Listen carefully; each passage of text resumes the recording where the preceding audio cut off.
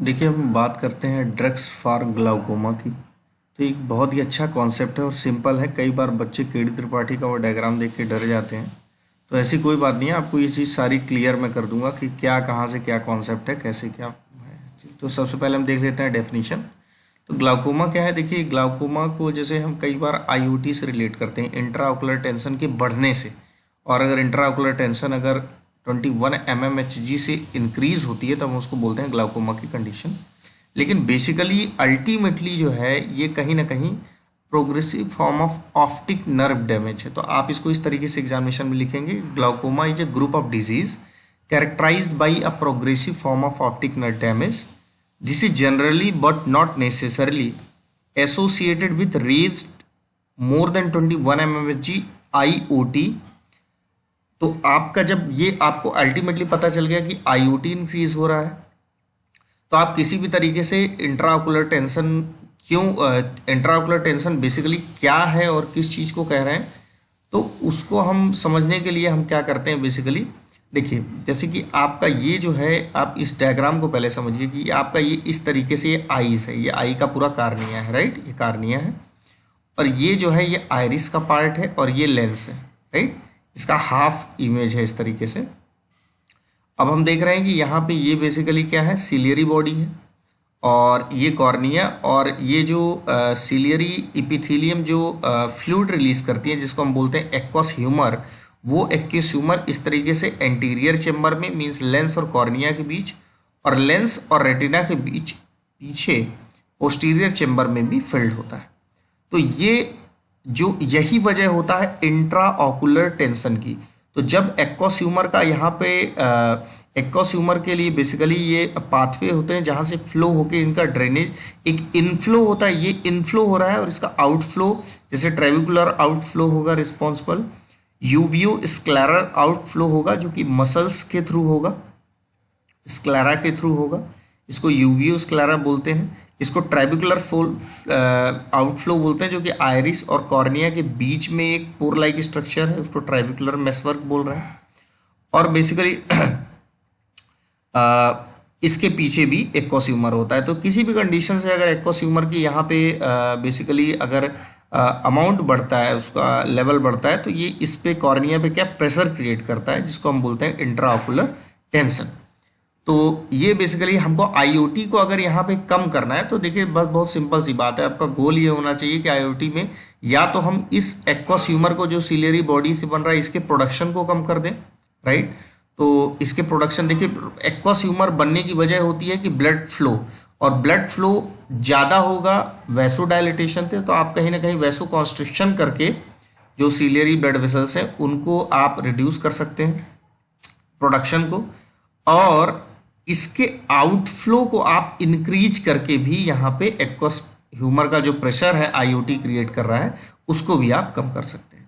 तो basically formation of aqueous humour की बात करें तो aqueous humour is secreted by the ciliary epithelium, इस सिलियरी इपिथेलियम से एक्वस ह्यूमर निकलता है, और and circulate over the lens through the people, that is it is found in the anterior and posterior chamber. तो ये diagram आपको अब clear होगा। नेक्स्ट हम बात करते हैं, देखिए टू फार्माकोलॉजिकल इंपॉर्टेंस कंपोनेंट है फॉर्मेशन के। जैसे हम इनफ्लो की बात करें तो कैसे करके वो इनफ्लो कर रहा है, बेसिकली वो आ कहाँ से रहा है। तो देखिए stimulation of beta 2 receptor by circulating epinephrine. Normal condition में हमारी बॉडी में जो एड्रेनलिन या इपिनेफ्रिन है, थ्रू द बीटा 2 रिसेप्टर ये इंक्रीज करते हैं प्रोडक्शन ऑफ एक्वस ह्यूमर को by increasing cyclic AMP and also by increasing the ocular blood flow. इसको मैं इस डायग्राम से दिखाता हूं। देखिए ये आपका सर्कुलर इपिथेलियम है, ये रिस्पॉन्सिबल है किसके, एक्वस ह्यूमर के फॉर्मेशन के लिए। आप यहाँ पे जो ब्लड सप्लाई है अगर उसको वैसो डायलिटेशन कर दे तो more and more blood supply होगा, और बीटा 2 एगोनिस्ट ये कर सकते हैं क्योंकि बीटा 2 वैसो डायलिटेशन के लिए रिस्पॉन्सिबल है। तो हम कहीं ना कहीं ये देख रहे हैं कि जो बीटा 2 एडेनाइल साइक्लेज पाथवे के थ्रू साइक्लिक एएमपी को इंक्रीज करके भी एक्वस ह्यूमर के फॉर्मेशन को बढ़ाता है। तो या तो आप साइक्लिक एएमपी के फॉर्मेशन को डिक्रीज करिए या तो इस ब्लड वेसल को कॉन्ट्रैक्ट करिए। तो बेसिकली देखिए हम कर क्या रहे हैं यहाँ पे, stimulation of beta 2 receptor by circulating epinephrine increases production of aqueous humor by increasing cyclic AMP and a secondary effect due to increase in ocular blood flow.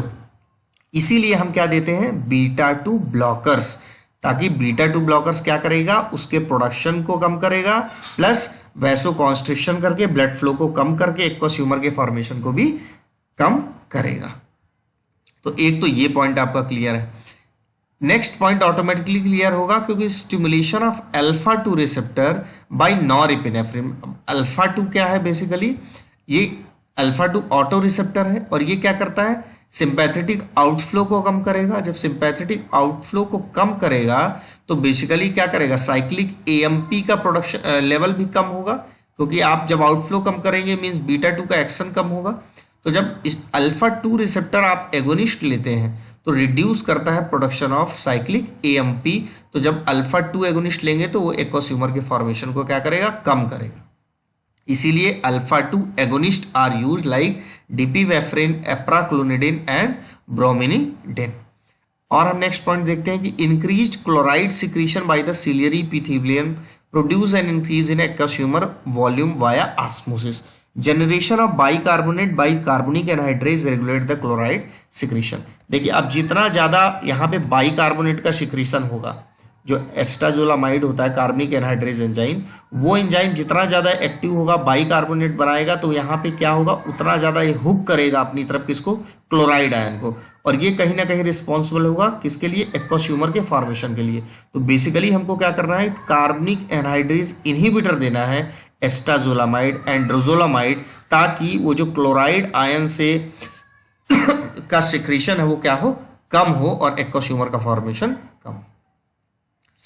Outflow की हम बात करें तो बेसिकली जो कैनाल ऑफ स्लेम है, जैसे आप यहाँ पे देख सकते हैं, स्लेम कैनाल है। अब बेसिकली यहाँ पे देखिए, अगर आप इसको यहाँ पे पहले इस डायग्राम को इस तरीके से समझ लीजिए, जैसे आयरिस है।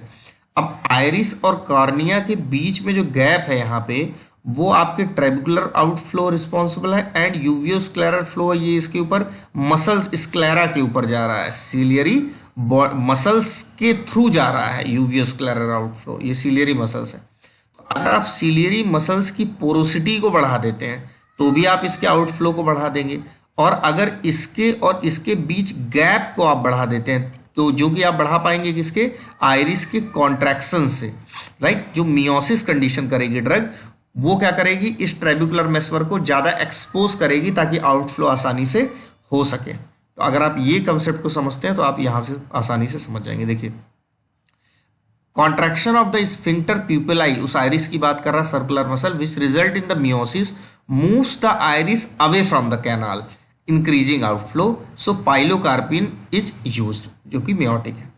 एडमिनिस्ट्रेशन ऑफ मस्कैरेनिक एंटागोनिस्ट, अगर हम यहीं पे अगर हम मस्कैरेनिक एंटागोनिस्ट की बात करें तो वो क्या करेगी, इस प्यूपिल आयरिस को डायलेट करेगी तो ये जो एरिया है ये इसका कवर होगा, गैप कम बचेगा तो ट्रेबिकुलर मेसवर्क अफेक्टेड होगा, मींस आउटफ्लो इसका नहीं होगा, जो कि ग्लाउकोमा की वजह बनेगा, आईओटी को इंक्रीज करेगा। इसीलिए हम बेसिकली जो मस्कैरेनिक एंटागोनिस्ट है या सिंपैथेटिक अल्फा 1 एगोनिस्ट है, राइट, क्योंकि अल्फा 1 एगोनिस्ट भी क्या करते हैं, डायलेटेशन, तो वो क्या करते हैं, एक्सर्बेट करेंगे किसको, ग्लाउकोमा को। इसीलिए क्यों, रिड्यूस करेंगे ड्रेनेज को, बाहर निकालने को, एक्वस ह्यूमर को कम करेंगे, कम बाहर निकाल पाएगा, क्योंकि कॉर्निया और आयरिस के बीच का गैप ट्रेबिकुलर मेसवर्क कम हो जाएगा। तो इसीलिए अवॉइड करते हैं मस्कैरेनिक एंटागोनिस्ट और सिंपैथेटिक अल्फा 1 एगोनिस्ट, क्योंकि ये ग्लाउकोमा इंड्यूस करते हैं। हम बेसिकली क्या यूज कर रहे हैं, मायोटिक पाइलोकार्पिन, जो कि कॉर्निया और आयरिस के गैप को क्या कर रहा है, कम कर रहा है और आउटफ्लो को इंक्रीज कर रहा है। यूवियोस्क्लेरल फ्लो में जैसा कि मैंने कहा कि बेसिकली जो reabsorption of aqueous humour through the ciliary muscles is increased by muscle relaxation and facilitated bye prostaglandins. Basically जो प्रोस्टाग्लैंडिन PGF2 अल्फा है, वो बेसिकली क्या करता है, मसल्स में रीएब्जॉर्प्शन को प्रमोट करता है, किसके, एक्वस ह्यूमर को, और ये इंपॉर्टेंट मैकेनिज्म होती है ग्लूकोमा के ट्रीटमेंट की। It acts by increasing uveoscleral outflow, possibly by increasing permeability of tissue in ciliary muscles. Prostaglandin analog basically like latanoprost and travoprost. अब हम कॉन्सेप्ट समझते हैं ओपन एंगल ग्लाउकोमा और क्लोज्ड एंगल ग्लाउकोमा। देखिए बहुत ही simple concept है। ये जो डायग्राम दिखा रखा, ओपन एंगल ग्लाउकोमा मींस यहाँ पे आपका जो कॉर्निया और आइरिस के बीच का गैप है ये बेसिकली क्या हो गया है, ज्यादा, मतलब ज्यादा हो गया है, नॉर्मल से ज्यादा हो गया है। तो इसको आप बोल रहे हैं चूंकि यहाँ पे ट्राइबुकुलर मेशवर्क के लिए आउटफ्लो क्लियर है यहाँ पे, राइट। तो यहाँ पे बेसिकली जब क्लियर है तो ये जो चूंकि गैप ज्यादा है, इसको चूंकि यहाँ पे एंगल ज्यादा है इसलिए इसको बोलते हैं ओपन एंगल ग्लाउकोमा, राइट। और यहाँ पे बेसिकली कॉर्निया और लेंस के बीच आइरिस की वजह से बेसिकली ये क्या हो रहा है, यहाँ पे ये जो ट्राइबुकुलर मेशवर्क का ये जो पाथवे था, इसके एक्वस ह्यूमर यहाँ से आया और ऐसे करके ये ट्राइबुकुलर मेशवर्क से निकल गया, लेकिन यहाँ पे एक्वस ह्यूमर निकल नहीं पाएगा, तो ये हो गया narrow angle closed angle glaucoma. तो बेसिकली देखिए आप यहाँ क्या लिखा है, in open angle glaucoma the iris is in the right position. Iris कैसी पोजीशन पे होगी, ओपन एंगल में राइट पोजीशन पे होगी, and the uveoscleral drainage canal are clear but the trabecular meshwork is not drainage properly. Trabecular meshwork का जो drainage है वो प्रॉपरली नहीं होगा किसमें, ओपन एंगल ग्लाउकोमा में, क्योंकि यहाँ पे ये इस तरीके से अफेक्ट हो रहा है, राइट।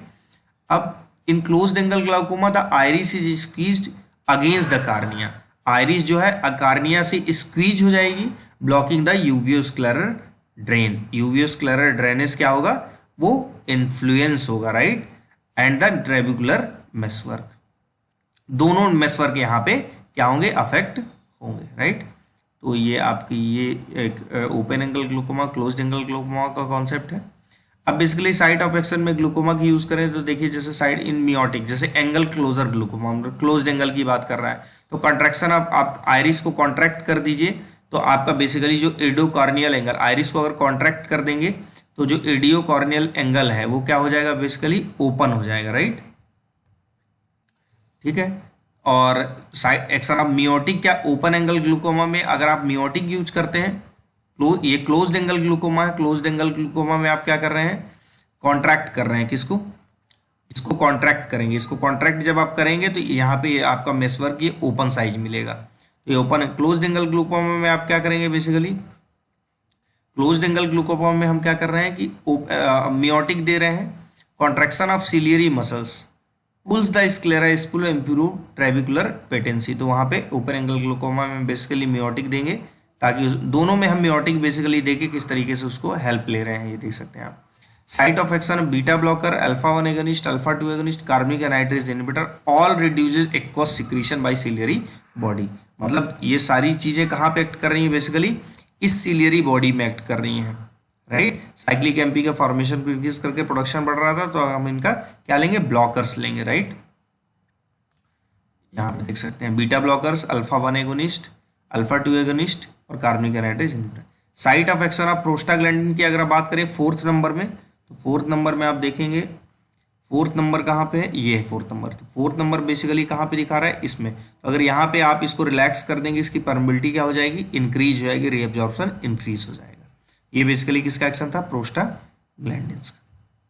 नेक्स्ट हम देख लेते हैं site of action of adrenaline 5वें नंबर पे, beta 2 agonist possibly increase aqueous conductivity of trabecular filtering cell. Trabecular filtering cell है, उससे क्या होगा, हमारी जो एक्वस कंडक्टिविटी है वो क्या होगा, इंक्रीज होगा, राइट। तो आप 5th नंबर में इस तरह से देख सकते हैं, ट्राइबिकुलर मेशवर्क है, राइट। तो आप जब बीटा 2 एक्शन के थ्रू यहाँ पे इसका क्या होगा, वैसोडाइलेटेशन होगा। तो वैसोडाइलेटेशन को आप बेसिकली क्या करेंगे, ब्लॉक करेंगे, तो आपका ये क्या होगा, ट्राइबिकुलर मेशवर्क इंक्रीज होगा। ये आपका basically agonist possibly increase aqueous conductivity trabecular filtering cell. Okay, trabecular filtering cell, right. यहाँ पे देखिए एक चीज को कई तरीके से कोरिलेट करके रखा। आप बोल रहा है कि इस ट्राइबिकुलर सेल्स को हम डायलेट कर देंगे, यहाँ पे जो ट्राइबिकुलर मेशवर्क है, तो एक्वस फ्लो आसानी से होगा। तो बट ऑब्वियस बात है, क्लियर है। और जबकि यहाँ पे कह रहा था कि बीटा 2 अगर आप एगोनिस्ट करेंगे, साइक्लिक एमपी इंक्रीज होगा, तो एक्वस ह्यूमर का फॉर्मेशन बढ़ेगा। और डायरेक्ट अगर इस पॉइंट को कोरिलेट कर रहा है तो कह रहा है कि यहाँ पे वेसल्स डायलेट होंगी, पोस्ट डायलेट होंगे, तो यहाँ पे आउटफ्लो ज़्यादा होगा। तो आप दोनों तरीके से समझ सकते हैं, आपकी जो भी ट्रिक हो आप उससे इसको लर्न कर सकते हैं। सो ये आपके सारे पॉइंट्स हैं बेसिकली कि किस कहाँ पे आपकी ड्रग एक्ट कर रही है। बेसिकली चारों पांचों पॉइंट हैं, आप इसको भी देख सकते हैं। So this is all about the glaucoma का एक सेपरेट क्वेश्चन कई बार एग्जामिनेशन में पूछा जाता है। So thank you very much.